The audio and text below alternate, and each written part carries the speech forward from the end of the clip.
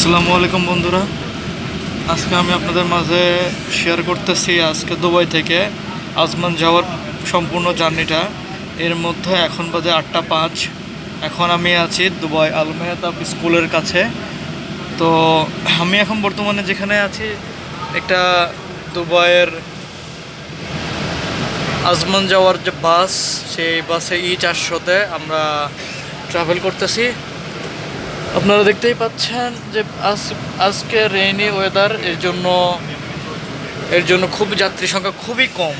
তারপরও বাস কিন্তু সময় মতো ছেড়েছে,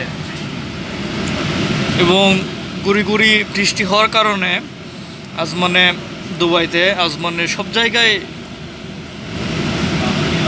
কি একটা থমথমে পরিবেশ, নীরব ছেয়ে যাচ্ছে।